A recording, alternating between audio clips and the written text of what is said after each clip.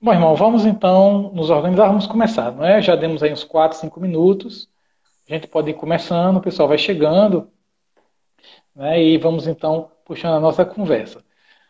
Vou me apresentar para quem não conhece, depois você se apresenta, tá bom? Também rapidinho para a gente poder então começar. Meu nome é Augusto, Augusto Livre, sou professor da Faculdade Católica do Rio Grande do Norte e estamos aqui fazendo essa live. Hoje temos como convidado, né, Talvaci Chaves, padre, doutor, vai se apresentar para a gente aí um pouquinho rapidinho, para a gente conhecer um pouquinho ele, quem não conhece, né? Beleza. Então, é um prazer, Augusto, estar com você aqui e conversar sobre a PASCOM, a Pastoral da Comunicação. Eu sou Talvaci Chaves, natural aqui do Renhavel, estou falando aqui da casa dos meus pais, Sítio Bartolomeu. Sou professor também da Faculdade Católica do Rio Grande do Norte, sou vigário da paróquia de Apudi. Nos últimos anos venho estudando o campo da comunicação, sobretudo o campo da cultura digital, desde 2008. Eu fiz o estudo de padre, né? Filosofia e teologia, depois trabalhei um pouco na diocese. E em 2008 eu voltei para o estudo, e o estudo focado no campo da comunicação, e dentro da comunicação escolhi a área da comunicação digital, da cultura digital. Fiz bacharelado, mestrado e concluí o doutorado agora, o ano passado, em 2019, focando meus estudos também no campo da autonomia comunicativa digital e a influência desse fenômeno no processo de aprendizagem dos estudantes do ensino superior. Eu fiz uma pesquisa em 3 faculdades, então, basicamente, isso sou eu, em resumo. Muito bem. Então temos aí para o nosso tema de hoje uma pessoa qualificada para falar do assunto perfeitamente, né? Comunicação. É só para lembrar todo mundo, o tema hoje é Pastoral da Comunicação antes e depois da Covid-19. O que muda? E aí vamos começar com o Talvaci, então. Ele vai começar aqui com a gente essa conversa. A gente vai ter 3 momentos, não é? Ele vai falar um pouquinho para a gente a história, um pouco da comunicação, da igreja e tudo. O quadro hoje e as perspectivas, né? Seria mais ou menos esse o painel que Talvaci combinou comigo e passou para a gente. E aí vamos abrir então, Talvaci. O que você tem, então, para a gente começar conversando, né? Essa questão da comunicação na missão da igreja e que dá origem a PASCOM, né? Como esse chão se construiu, o que é importante a gente lembrar disso para a gente entender o que está vivendo hoje. Uhum. Então, a missão da PASCOM, Augusto, é a missão da igreja, em síntese. E qual é a missão da igreja? Evangelizar. Ponto. Evangelizar, aí a gente pode criar asas para esse evangelizar. Evangelizar é comunicar, compartilhar uma notícia boa. E a notícia boa para nós cristãos católicos é Jesus e o seu projeto de vida. Jesus que veio com a missão de expandir no mundo o reino de Deus, e a igreja, portanto, ela existe, a razão dela ser é evangelizar, e evangelizar Jesus e o seu projeto de reino, o seu projeto de vida, que, na verdade, em outras palavras, é o reino de Deus. É claro que esse Jesus ele pode ser comunicado de várias formas. Para evangelizar, necessariamente, não precisamos falar sempre a palavra Jesus, ou não precisamos sempre recorrer às simbologias ou às narrativas bíblicas. Evangelizar em outras palavras, é comunicar coisa boa. Boa noite, eu te amo, um like, ou qualquer coisa que venha elevar a alma humana, que venha dar qualidade de vida a uma pessoa ou a uma comunidade, isso é evangelizar. Isso que nós estamos fazendo agora, certamente, por trás disso aqui tem uma boa notícia, e não deixa de ser também uma evangelização. Primeiro, porque somos 2 cristãos aqui, não é? Segundo, porque estamos em um território religioso, uma faculdade católica. Então, nós estamos aqui usando esse espaço para evangelizar. Só para dizer que por trás da palavra evangelizar, quando a gente diz evangelizar Jesus e o seu reino, mas traduzindo, a gente pode fazer isso usando milhares de expressões, ou de narrativas, ou de comunicação. Agora, a partir daí, a gente começa, entrando no campo da comunicação, a gente faz já outra pergunta. Como evangelizamos? Evangelizamos através da mídia. o que é mídia? Vamos aqui destrinchar passo a passo para a gente chegar lá onde nós queremos. Mídia é aquilo que está entre as pessoas. Os gestos aqui que estou fazendo, eu gosto de me comunicar gestuando, fazendo gestos. Isso aqui né, é mídia. Aliás, foi a primeira grande mídia. Há 400 mil anos, esse ser humano, que é o Homo sapiens, começou a se comunicar através dos gestos. Depois, a fala, que há 70 mil anos, esse ser humano que somos nós, o Homo sapiens, começou a... Então, são mídias. E tantas outras formas, a gente poderia elencar centenas, milhares ou milhões de meios que usamos para nos comunicar. A televisão, o Instagram, o Facebook, o YouTube, o WhatsApp, por aí vai. E aqui a gente já começa a se questionar. Qual é, então, o grande pulo do gato da Pascom com a massificação do digital? Que é a grande novidade nas últimas décadas é o mundo digital, é a cultura digital. O grande pulo do gato, Augusto, se resume em uma palavrinha que pouquíssimos pesquisadores ainda não deram a devida importância. Chama-se descentralização. Essa palavra é uma espécie sei lá, de tsunami ou uma bomba atômica que está balançando todas as estruturas, todas as instituições sociais. Entre elas, balançando a igreja e, portanto, balançando o modo de nos comunicar enquanto pastor, enquanto pastoral da comunicação. Descentralização de quê? Talvez assim, poderia perguntar, mas descentralizar o quê? Vou tentar explicar partindo de uma escola de pensamento, Augusto. Nós que estudamos, que pesquisamos, nós estamos num ambiente acadêmico, portanto, essa ideia sua surgiu a partir desse ambiente. Então, vamos teologar. Não sei se é essa expressão que você usa. É isso mesmo, vamos teologar. Então, de onde vem essa descentralização? Primeiro, a mídia, aquela que a gente fala, né, que fiz referência, é a placa-mãe de uma sociedade. Mudou a mídia, muda a sociedade. Isso aqui não é coisa minha, isso é coisa de uma escola que eu sou simpatizante. Então, nós seguimos escolas de pensamentos. Quem faz teologia tem uma escola, tem grupos de pensadores que a gente se identifica mais. Quem faz comunicação tem grupos de pensadores ou escolas que a gente se identifica mais. Então, eu me identifico mais entre tantas escolas de comunicação ou entre tantos pensadores e filósofos.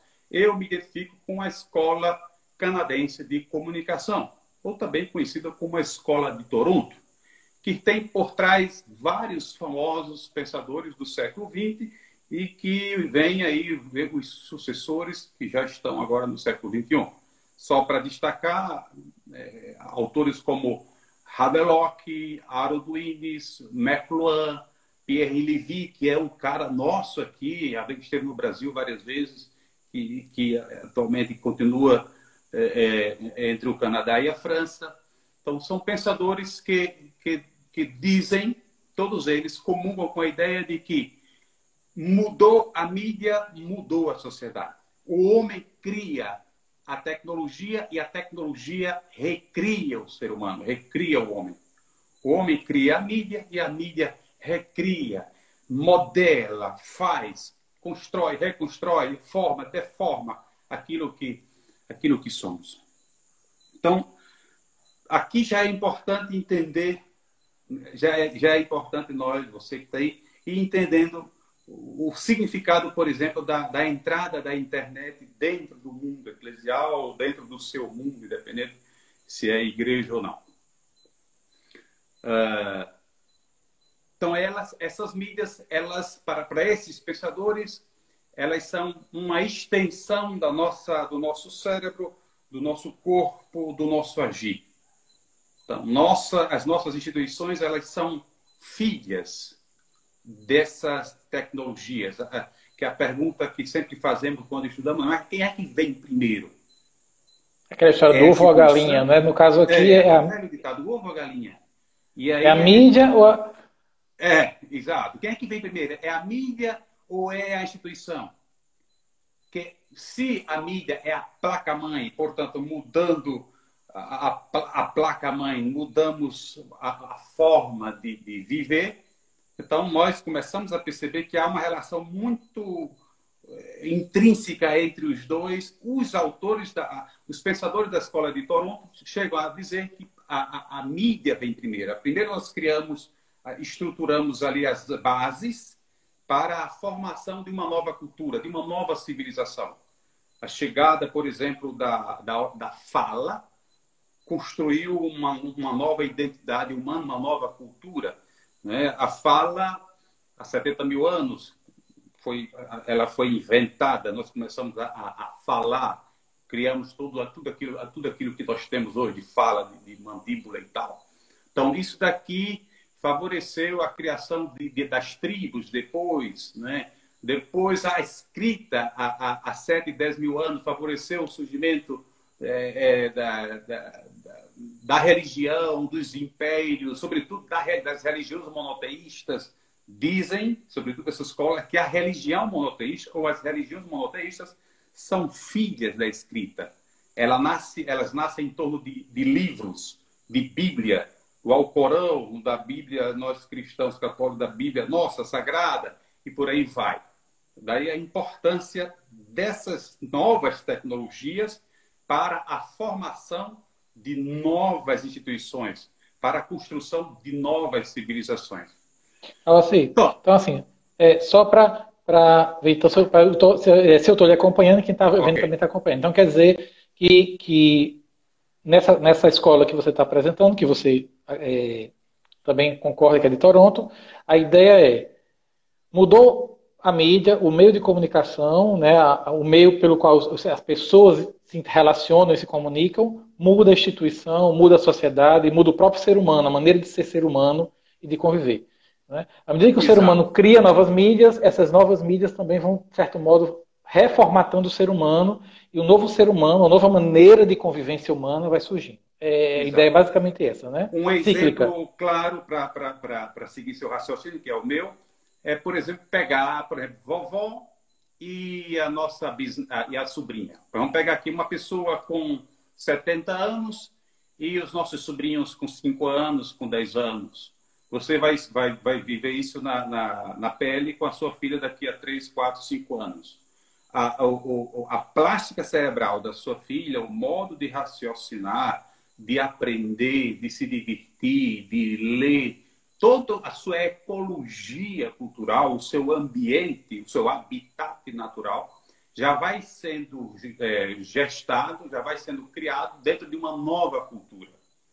Claro que você não vai sentir tanto isso, porque embora você seja um migrante digital, né, você tenha nascido lá antes da internet, mas você já vem assimilando todos os valores, as formas de se divertir, de ver, de assistir, de aprender, de ler, de tudo. Você já vem, digamos,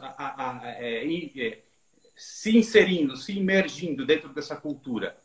Mas para nossos avós ou para nossos pais, né, eles percebem isso claramente no dia a dia. Eles percebem que eles usam uma linguagem e os netos deles usam outra linguagem. Eles têm um modo de interpretar e ler o mundo e os seus netos têm outro modo de interpretar e ler o mundo. Eles têm um modo de rezar e os seus netos e bisnetos têm outro modo, com outras expressões religiosas, né? E se o vovô ou a vovó quiser levar o netinho para a igreja, tem que entregar a ele um celular com um joguinho para ficar ali enquanto o padre termina de falar, porque senão a criança não fica, para dizer que são mundos culturais totalmente diferentes. A partir daí, a gente percebe realmente o impacto que tem a chegada de uma nova mídia, e o que nós chamamos de mídia, porque existem várias mídias, né? Mas entre as mídias, existem aquelas que nós chamamos de disruptivas, aquelas que alteram, de fato, o status social. Uma coisa sei lá, essa garrafinha que é uma mídia, né? Serve para mediar, né? Trazer a água lá da geladeira para cá e tal. Outra coisa é a chegada de uma mídia como o digital, ou a chegada da escrita, ou a chegada da escrita impressa, como a gente vai ver, que também teve um impacto muito forte no próprio modo de viver e celebrar a nossa fé. Então, continuando esse raciocínio, com o digital não estamos destruindo, acabando os velhos intermediadores, né? As instituições, elas continuam existindo, mas estamos abrindo novos espaços de reintermediação. As grandes mídias na história, elas sempre tiveram esse poder de descentralização. Elas sempre vêm abrindo espaço para mais gente participar. Um exemplo é isso aqui. Até antes da internet, somente um dono de uma rede de televisão podia fazer aquilo que nós estamos fazendo agora. Transmitir ao vivo para várias pessoas um programa como esse aqui. Hoje, toda pessoa que tem um celular conectado é potencialmente um William Bonner ou uma Fátima Bernardes. Quer dizer, basta ter, né? O Augusto é um William Bonner, está apresentando um programa ao vivo e que depois vai ser colocado à disposição de mais gente, vai ficar registrado para a posteridade, para sua filha ou seus filhos e netos, que um dia poderão ver, né? Porque tudo isso vai ficar no Big Data, né? No grande banco de dados, e nós seremos avaliados no futuro pelos rastros que nós deixamos na rede, né? A reputação nossa é medida por aquilo que eu vejo, por aquilo que eu escrevo, por aquilo que eu gravo e por aí vai. Então o digital ele veio para reintermediar ou pegar a televisão, que antes era propriedade de pessoas, né, ricas, pegou essa televisão ou pegou os rádios e cortou esses rádios de televisões em milhões de rádios de televisões. Cada pessoa pode falar para um grupo de 5 pessoas, de 10, de 20, de 100, de 1000. Vai depender do interesse da pessoa por aquela temática. E por aí vai.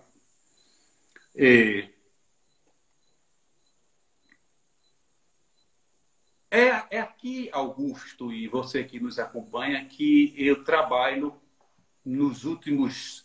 Sobretudo agora no meu pós-doutorado, porque meu doutorado eu fiz em Roma, mas eu fiz em cotutela com a UFRN. Cotutela é um doutorado em conjunto com outra universidade.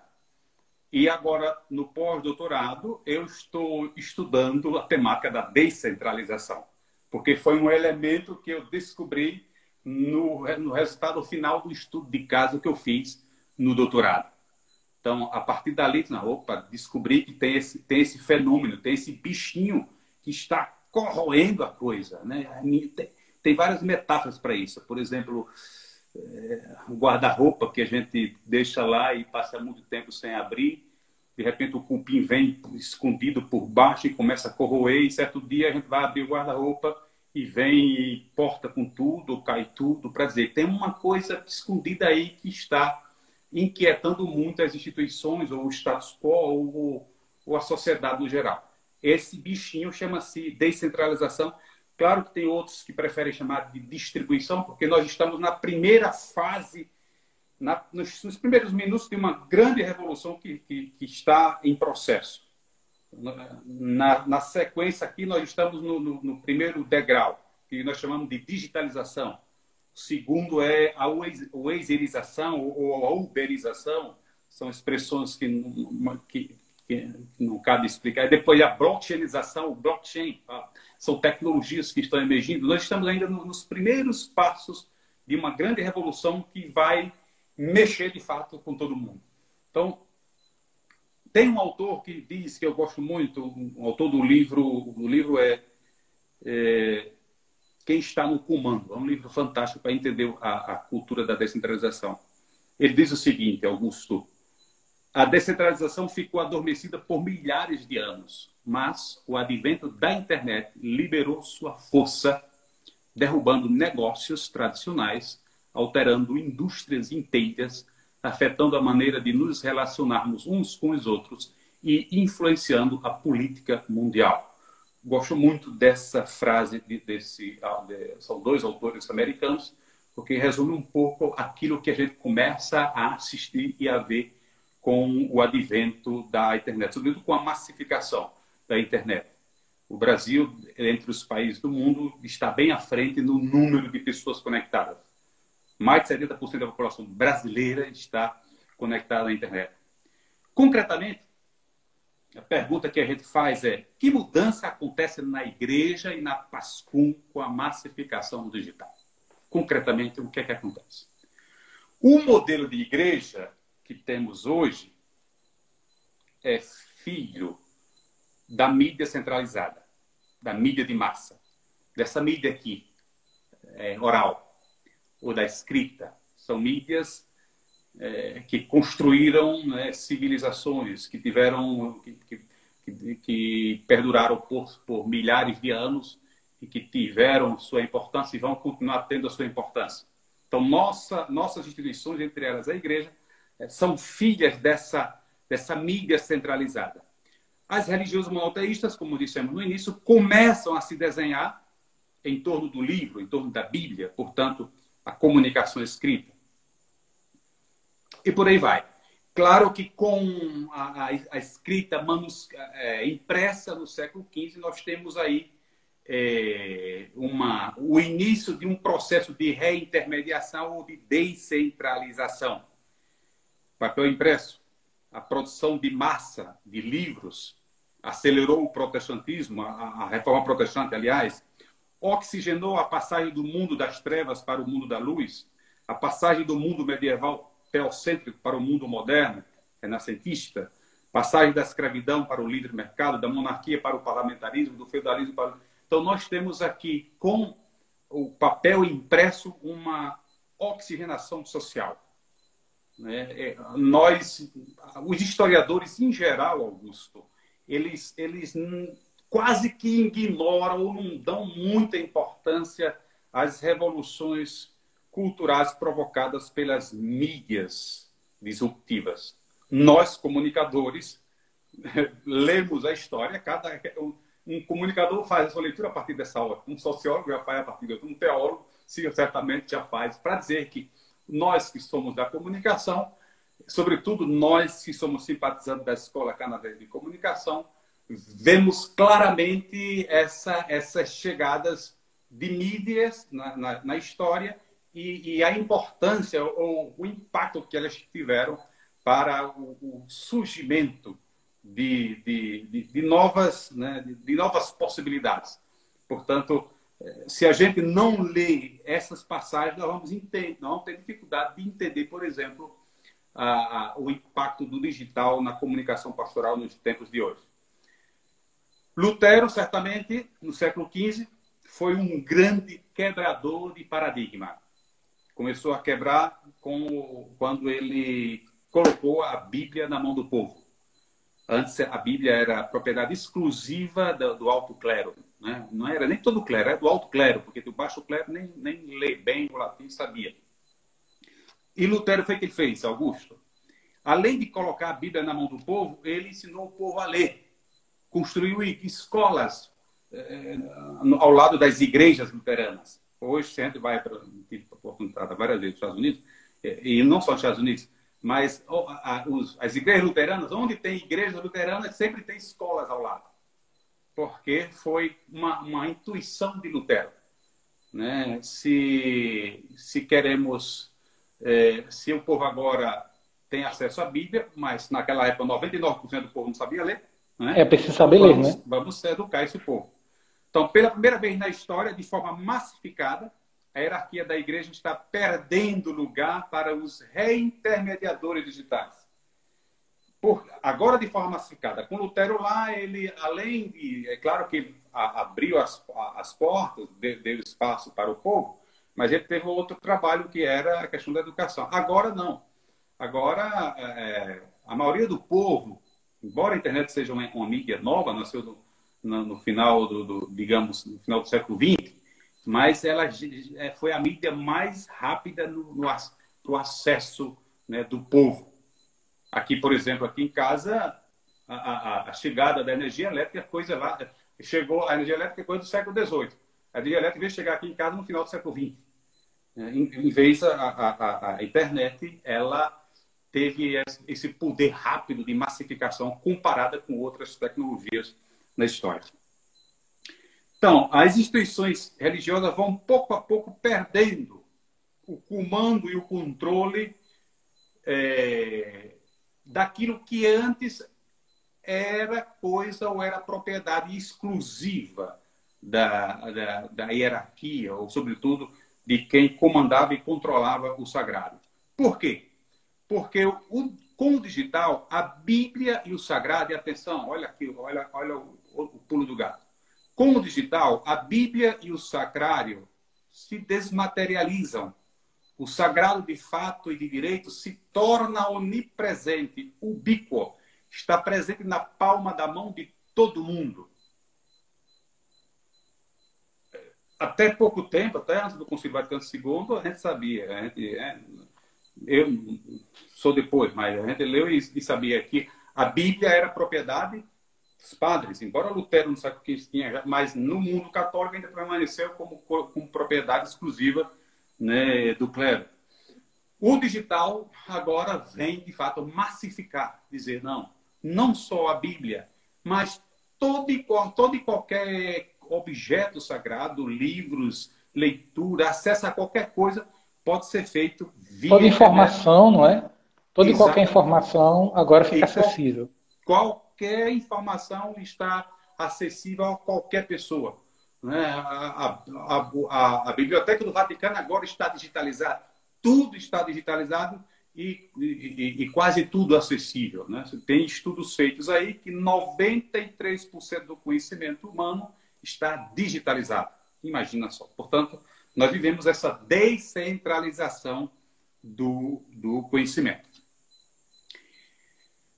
Essa mesma pergunta, certamente, as outras instituições estão fazendo. Né? Se tudo está na palma da mão, né? O que sentido faz, por exemplo, na educação? Né? O que significa ser, por exemplo, professor, quando todo o conhecimento está disponível? Também não vai ser reinventado, assim como vai ser reinventado, como sugiro na última parte, a vida de nosso padre, também não vai ser reinventado o papel do professor? Eliminado, jamais. Eu não imagino, mesmo estudando, nas minhas hipóteses, eu não consigo ver a eliminação do papel do professor. Elimina-se a imagem desse professor que temos hoje. Muda o modelo de professor, não é? A forma como o professor atua. Exatamente. Nós vamos ser reinventados, radicalmente reinventados. E vamos continuar tendo um papel talvez mais importante ainda, Augusto. Isso é para o nosso ego de professor, isso é bom. Nós vamos ter um papel mais importante ainda do que nos tempos de hoje. Tá certo? Porque quanto mais informação, antes a gente vivia ou sofria de carência de informação. Hoje a gente vive numa abundância de informação. E o nosso papel aqui vai ser outro, totalmente diferente daquilo que a gente tem hoje. Daí o crescimento, quando nós temos, digamos, Augusto, o sacrário, ou o sagrado, ou a Bíblia, quando temos tudo acessível, aí surge a religiosidade.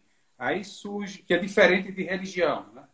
Religião, você sabe, segue normas, tem um conjunto de normas, regra, tem toda uma institucionalização do processo. É uma coisa institucionalizada, seguimos a princípio. A religiosidade, não. Cada um constrói a sua a partir da sua identidade. A religiosidade atende um perfil do indivíduo, atende um desejo pessoal. Ele obrigatoriamente não precisa seguir as normas da religião que ele participa. Ele tem a total liberdade de fazer da sua religiosidade. E aí a gente vê, basta entrar no mundo da internet para a gente ver as milhares de expressões religiosas, né, que as pessoas hoje vivem. Eu apenas não preciso olhar para longe, não. Eu olho no meu contexto familiar. Né? A garotada da minha família, que agora está vivendo o seu mundo total, procura as suas expressões de fé, de espiritualidade, de religião, muitos dos que eu conheço, inclusive sobrinhos, eles nem sequer têm religião, mas têm uma espiritualidade fabulosa. Eu digo para uma sobrinha que, embora ela não tenha nenhuma religião, mas eu tenho uma inveja tremenda da espiritualidade dela. São pessoas profundamente espiritualizadas, humanizadas, que vivem a sua fé de uma forma estupenda. Para dizer que o fato de não seguir uma religião não significa dizer que é uma pessoa sem Deus ou uma pessoa vazia de sentido, vazia de espiritualidade. Então, nós vivemos um pouco Isso porque, Augusto, com o digital, ou com essa cultura que emerge nas últimas décadas, e aí tem vários autores do campo da sociologia que vão abordar isso, nós vivemos a era da individualidade, que é diferente de individualismo, né? Cada um personaliza a sua vida e cada um personaliza ou customiza a sua fé ou o seu Deus, né?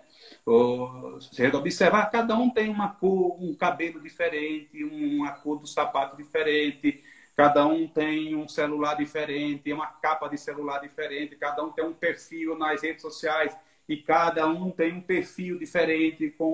Então, nós vivemos esse jeito, né, de ser hoje. Essa garotada, Augusto, ela não suporta ser taxada de... não suporta receber uma comunicação massiva. Se a comunicação não for... tem que ser personalizada, né? Personalizada, ela não consegue ficar ali muito tempo. E olha que as nossas narrativas ainda hoje, elas são as estruturas, como eu disse lá atrás, por isso que é importante. Nossas instituições são filhas da comunicação centralizada, da comunicação de massa, né? E por aí vai.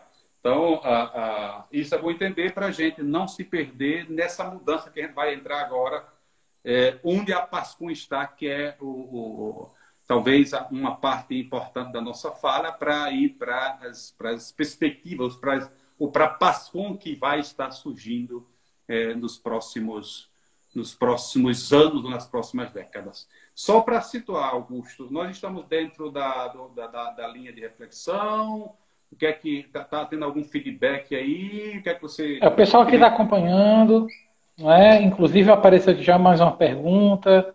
Alguém perguntando aqui, o Maciel perguntando qual a espiritualidade do comunicador nesse processo. Perfeito, perfeito. Não é?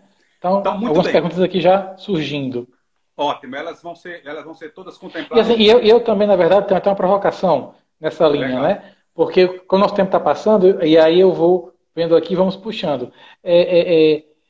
A gente está agora, então, assim, você mostrou todo esse perfil histórico, toda essa questão da mudança de mídia, muda a pessoa, muda o contexto, muda a sociedade, né? Muda as relações.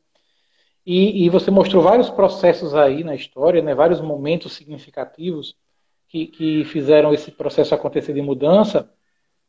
E aí, puxando para quem está vivendo agora nesse momento, a gente sente que a comunicação, especificamente falando, né, a pastoral da comunicação da igreja, ela está desenvolvendo um trabalho. Você tem, vamos falando no nosso contexto aqui de Brasil, né, de região da gente, você tem rádios, você tem TVs católicas, você tem jornaizinhos que eram produzidos, você tem os sites que estavam surgindo já, né, sites de paróquia, sites de igreja, para comunicar as coisas, para passar mensagem, para dar assessoria. Você tem as equipes que organizam nas paróquias, nas comunidades, organizavam aqueles avisos, organizavam mural de informações, que hoje nem sei se tem mais mural em igreja com internet, né, mas antigamente tinha os muraizinhos, né, botava lá os avisozinhos. Então, de repente, a gente estava nesse processo, né, caminhando nessa direção, né, e entrando nas redes sociais, começando a entrar nas redes sociais, Instagram, Facebook, né?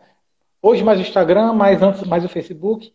E de repente a gente é atravessado do final do ano passado para cá por uma situação que corta uma dimensão, tira uma mídia da gente, que é a mídia do corpo a corpo, né? Do contato pessoal, de estar com as pessoas reunidas, do abraço, do toque, né? Do aperto de mão, do olho no olho, físico, né? Porque a gente está no olho aqui virtual, mas estamos olho no olho.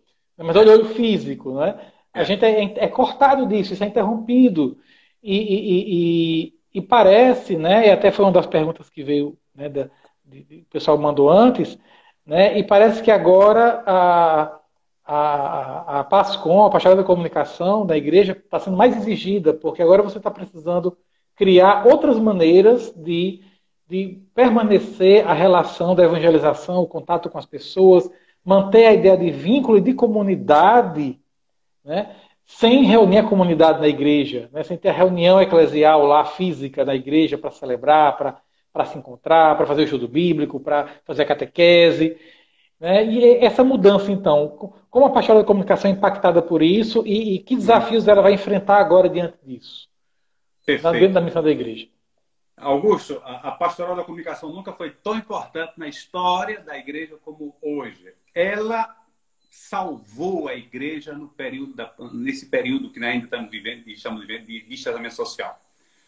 Não sei se você sabe, não sei se você viveu isso quando você era padre, mas muitos padres colocavam a pastoral da comunicação, ou a PASCOM, como uma pastoral periférica. Muitos não davam nenhum valor, muitos padres não tiravam um certo orçamento para comprar bons equipamentos, para poder a PASCOM realmente... E sem tirar aquelas paróquias que nem sequer PASCOM existia. E muitas vezes elas eram só para dar aviso em igreja. Muitas comunidades era só para fazer os avisozinhos e botar o mural da igreja. Pronto. Exato. Agora, a pandemia tem... Aqui, tudo tem o seu lado bom e o seu lado ruim. A pandemia trouxe... Ela nada justifica, faz um mal tremendo para a sociedade, mas a gente aprende muito. Eu acho que muitos de nós padres nos curvamos agora, nos penitenciamos no sentido de dizer, não, realmente a pastoral da comunicação não pode ser, se antes era periférica, não pode continuar sendo a pastoral periférica, porque foi a única pastoral que está salvando a igreja nesse tempo de distanciamento social. Sem a internet, a igreja não existiria nesse período de pandemia. Porque tudo passa pela internet. A internet e o mundo digital foi, na minha leitura, e continuará sendo a invenção tecnológica mais divina, mais sagrada, feita pelo ser humano. E a internet salvou a igreja nesse período de pandemia. Sem a internet, não teria... Os padres não estavam celebrando as suas missas, fazendo suas lives, não teria centenas ou milhares de grupos de WhatsApp em cada paróquia, não teria as festas de padroeiro como estão acontecendo. Agora, nesse momento que eu estou falando com você, está lá a festa acontecendo. Depois, agora, depois da novena, vai ter um show, uma live com cantores da terra, para dizer, graças à internet, a igreja está viva. Né? Digo isso porque muitos padres, vamos falar baixinho para não, mas muitos padres criticavam abertamente, falavam mal da internet. E tinha aqueles padres... Eu ia até dizer isso, muitos resistiam, diziam, não quero ter Instagram, não quero ter Facebook, não quero saber disso, né? Isso é moda, o negócio é estar lá no meio do povo evangelizando, que, assim, claro, a missão é essa, né? Mas não percebia ou não via que você tem aqui um território novo que estava se apresentando, crescendo, e agora a gente está correndo atrás do prejuízo, né? Se ressente de não ter entrado, e agora tem que entrar, porque ou entra, ou você simplesmente não consegue se relacionar mais com as pessoas, porque enquanto tiver isolamento social, e vai demorar esse isolamento social, porque com a política que a gente está tendo aqui, de uma quarentena muito mal feita, né, pela metade, o nosso quadro vai se estender muito ainda, né, então você vai ter sempre essa tensão de fique em casa, não fique em casa, e isso vai exigir muito da gente, enquanto igreja. Exato. Então, para dizer que a grande ganhadora nessa pandemia foi a pastoral da comunicação. Todas as outras pastorais estão agora estão se curvando para a PASCOM para poder evangelizar, para poder comunicar seus eventos, para poder continuar na ativa ali na relação. Então, isso é um lado bom. Agora, em que estado, onde se encontra a PASCOM hoje? Ela, é claro, ela se encontra no que eu estou chamando de nem. Nem é uma coisa, nem é outra. Ela ainda não é a PASCOM que será daqui a 10, 20, 30 anos. Nós estamos fazendo gambiarra. Todo mundo está fazendo gambiarra. Todo mundo está aprendendo a lidar com esse novo mundo. Mas não só, Augusto, não é só a pastoral da comunicação. Nós, professores online, que estamos dando, também estamos fazendo gambiarra. O professor, com a pedagogia online, como pede o modelo mental da garotada que vive nessa cultura, não tem nada a ver com essa prática pedagógica que a gente está usando agora na internet para continuar dando aula. Todos nós estamos nessa fase, nessa mediação. É como que, metaforicamente, a gente ir para uma casa em construção, as paredes estão sendo levantadas, e começar a dizer, olha que casa bonita. Não tem, a casa está sendo construída. A gente pode até mentalizar uma PASCOM que vai corresponder com a cultura eclesial ou com a cultura religiosa de um novo ser humano que também está sendo formado nesse exato momento. Então, a PASCOM, Augusto, ela está fazendo um esforço danado. Parabéns aos pasconeiros, a todo mundo que está aí, né, se reinventando, dando o máximo de si aqui. Se tem alguém de Apodi, parabéns a PASCOM de Apodi, que está de parabéns nesse período de festa de São João e que já vinha fazendo um trabalho belo, mas que agora também está se reinventando. Mas, para dizer que todos nós estamos ainda nessa fase aí.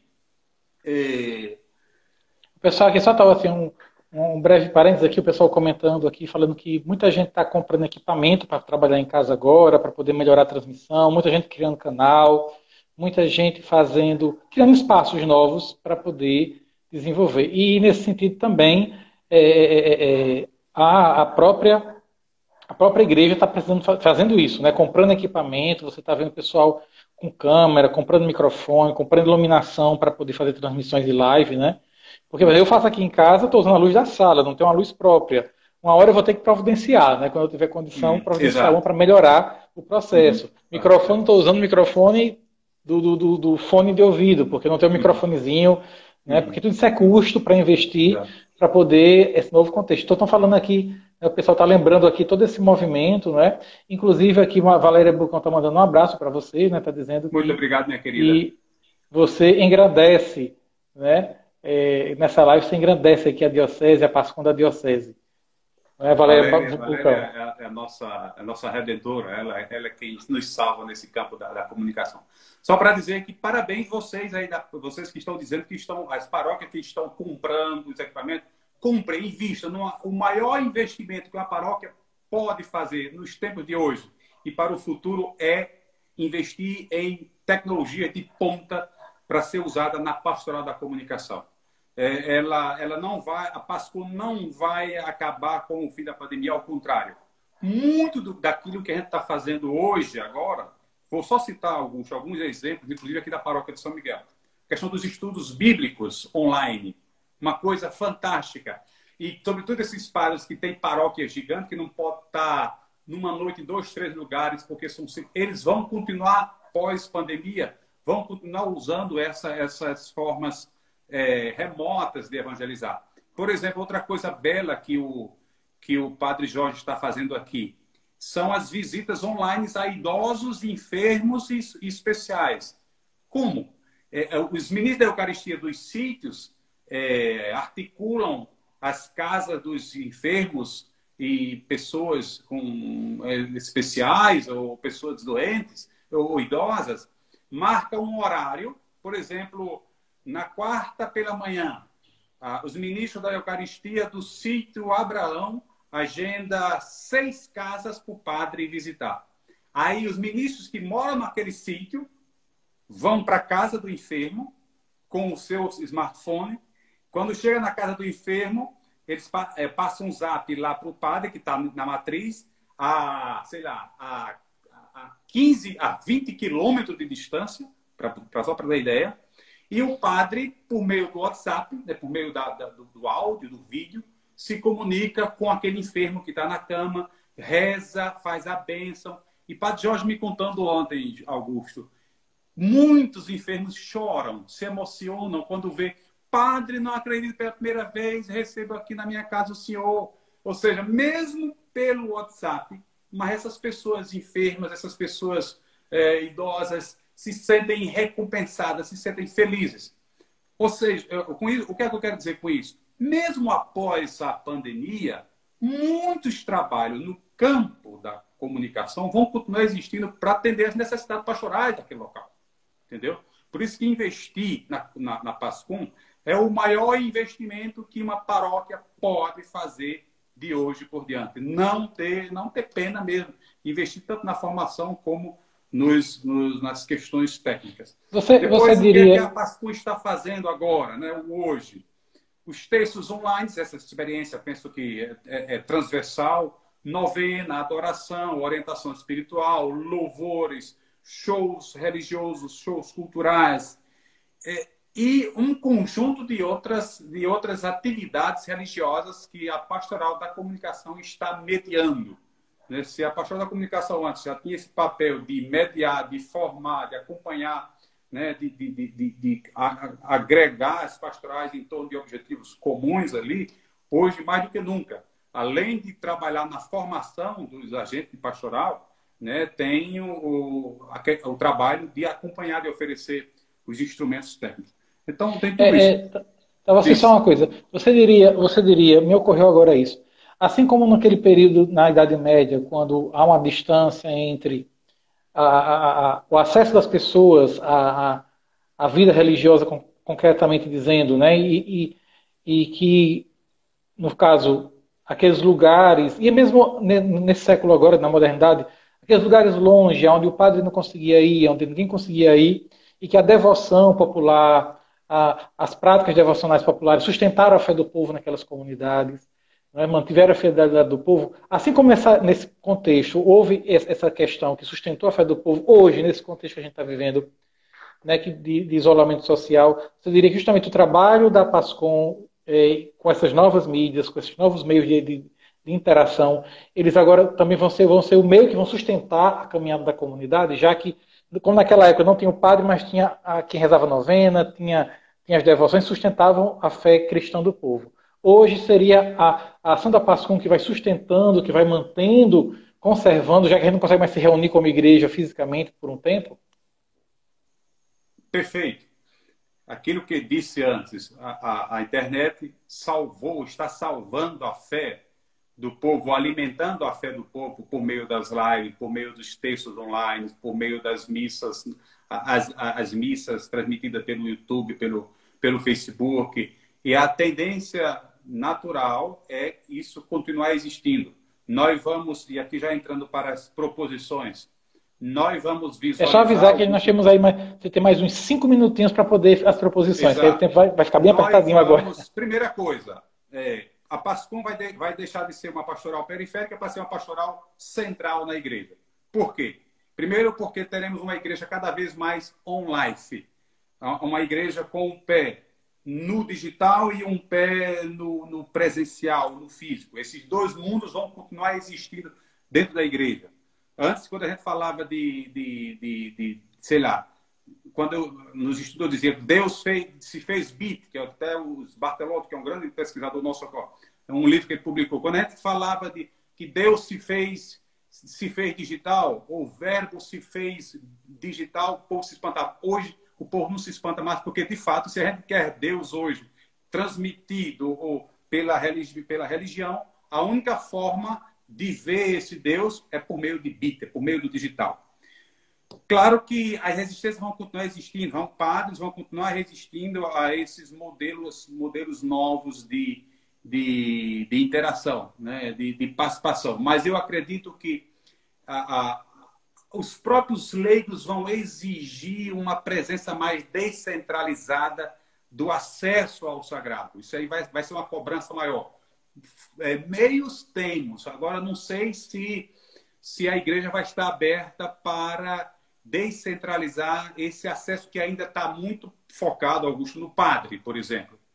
Eu visualizo nas próximas décadas, por exemplo, o sacerdote presente na vida das mulheres, presente na vida dos homens. Nós não vamos ter, nas próximas décadas, na minha percepção, um padre com uma paróquia de 50, 60 mil pessoas, ou com 30, 40 mil pessoas.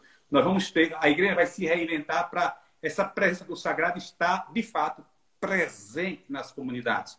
Ou então, se nós temos agora as lives que acontecem em todas, vamos colocar em cada comunidade, em cada rua, colocar leigos distribuindo a Eucaristia, sei lá, formas de descentralização, para não depender somente da figura do padre. Depois, Augusto, eu visualizo nos próximos anos 2 modelos distintos de narrativas. Uma para os visitantes digitais e outra para os residentes digitais. Visitantes somos nós que nascemos antes e entramos, né? Mas os nossos meninos, os nossos sobrinhos, eles são residentes digitais. Então, a percepção que eles têm de mundo, de compreensão, de fé é uma, a linguagem é uma, a nossa e tudo. Então, isso aqui tem que estar bem claro a partir de... Já deveria estar bem presente há muito tempo, mas a partir de agora é urgente. Se a gente quiser salvar a garotada, se a gente quiser que a meninada participe dos momentos celebrativos, nós temos que usar 2 narrativas claras. Uma para os nossos avós, para os nossos pais, que estão muito bem, obrigado, com essas missas de 1 hora, estão lá sentados, cômodo. Mas a garotada passou de 5 minutos, não suportam mais. Precisamos reinventar nossa narrativa, nossas liturgias, nossas celebrações. E aqui eu compartilho uma coisa. Por exemplo, eu estou aqui desde março aqui no sítio. Todo domingo eu rezo a missa com meus pais. Mora eu, papai e mamãe aqui. O que é que a gente faz? Todo domingo a gente se reúne, os irmãos estão espalhados em todo o país, São Paulo, Fortaleza, Natal, tará. Todo domingo eu rezo a missa de 5 horas e eles também querem, porque são católicos. Só que uns sobrinhos e, sei lá, olha, vamos participar. Mas nós vamos participar, se de fato eu vou para participar. Se for só para assistir, não. O que é que nós fizemos? Não sei se o bispo vai me excomungar, mas o que é que nós estamos fazendo aqui todo domingo? Uma missa interativa, participativa. Um irmão que está lá em Guarulhos faz a leitura, outra irmã que está lá em Natal faz a segunda leitura, outro que está lá em Fortaleza lê as preces, um sobrinho que está, sei lá, juntos, agora nós podemos, por meio do Google Meet, sei lá, ou até do WhatsApp, até 8 pessoas podemos estar juntos ali. Nós criamos uma plataforma onde juntos nós participamos. Porque, Augusto, esse público quer participar, não quer apenas só olhando. Só olhar. É cansativo. Pergunte, Augusto, quantas missas eu assisti desde março para cá, do início ao fim? Nenhuma. Eu não, cá para nós que e olha que eu sou visitante, eu não sou um residente. E se eu tenho dificuldade de passar 40 ou 1 hora assistindo a missa, porque é claro, eu posso dar um coraçãozinho, como as pessoas que estão dando um coraçãozinho, eu posso comentar, mas a garotada não quer só isso. Isso aqui é uma forma de interação, mas é uma forma de interação passiva. O que é que a garotada quer, Augusto? A garotada quer entrar na roda, Augusto. A garotada quer fazer parte da assembleia, quer cantar, quer ler, quer falar. Por isso que, na minha leitura, nós vamos ter, futuramente, plataformas digitais onde as liturgias, as celebrações, elas serão ubíquas. Elas vão acontecer simultaneamente com pessoas presentes em vários lugares sei lá, não só da paróquia, porque a paróquia geograficamente... Até do mundo, né? A paróquia geograficamente já perdeu seu sentido e vai perder mais ainda com essa forma digitalizada de expressar a nossa fé. Então, assim, eu vou ter que, infelizmente, começar a finalizar. Faltam uns 2 minutinhos aqui no Instagram para a gente concluir. E eu queria, assim, primeiro agradecer a sua disponibilidade e a sua presença aqui nessa live. O pessoal está elogiando muito aqui nos comentários, agradecendo, gostando muito. E eu queria pedir uma palavra sua, né, assim, fechando um pouco essa sua ideia, né, sua palavra final, e depois eu vou dar só rapidamente alguns avisos pessoal para a gente encerrar a live.